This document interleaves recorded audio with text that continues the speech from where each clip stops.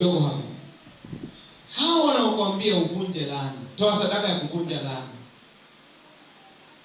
Kuna laana ya babu yako, kuna laana ya bibi, kuna laana ya nani? Kuna laana ona Mungu. Laana zinatokana na kumwacha Mungu. Amen.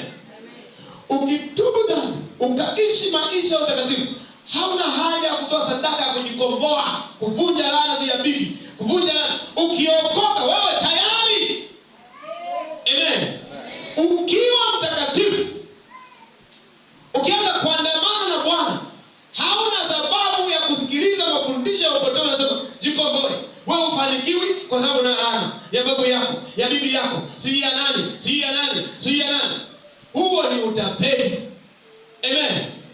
Kinachotakiwa ni kufuata maagizo ya nani? Kutokuabudu miungu migeni. Ndio sababu, ndio dawa ya kuishi mbali na laana za miungu, za mababu zetu, za bibi zetu. Mchungaji hana sala ya kuvunja laana yako wewe. Hana.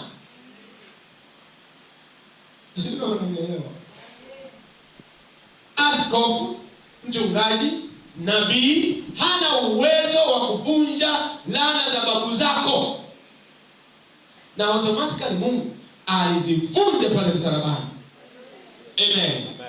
Hasa kwa mtu, kwa hiyo unapokuwa umeokoka namna hiyo, umetubu dhambi zako kuziacha namna hiyo, tayari Mungu anafuta laana, kwa sababu Mungu alichukua laana zetu.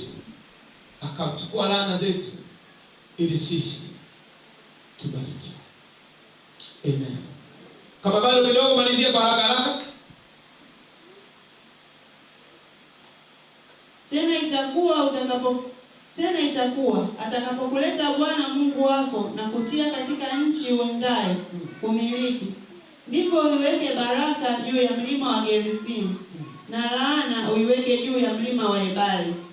Je, haiwi ng'ambo ya Yordani, nyuma ya njia ya machweo ya jua, katika nchi ya Wakanaani waketio katika Araba kuelekea Gilgali, kando ya hiyo mialoni ya More?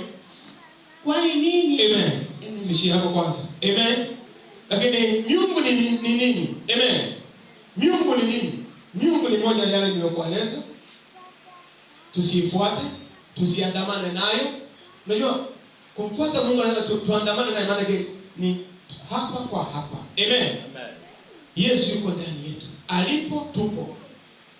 Tulipo yupo. Amen. Amen. Tukilala tunaye. Tukiamka tunaye. Andamana ile miungu.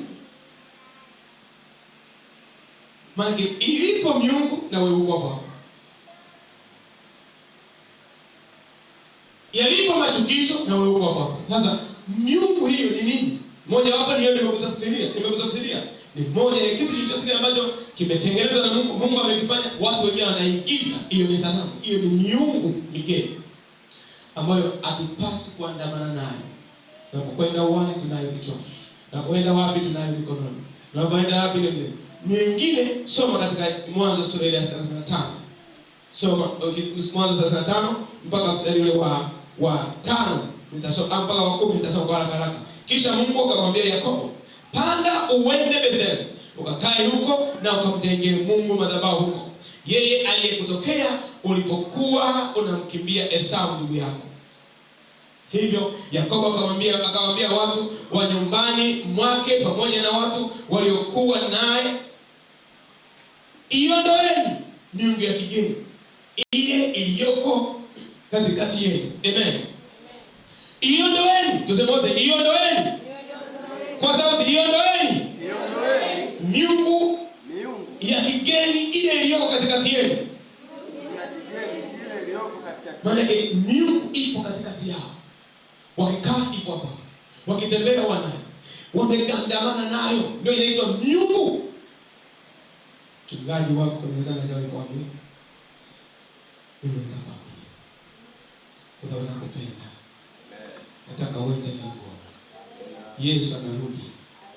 Anataka kanisa takaloishi maisha matakatifu lilojiandaa. Amen.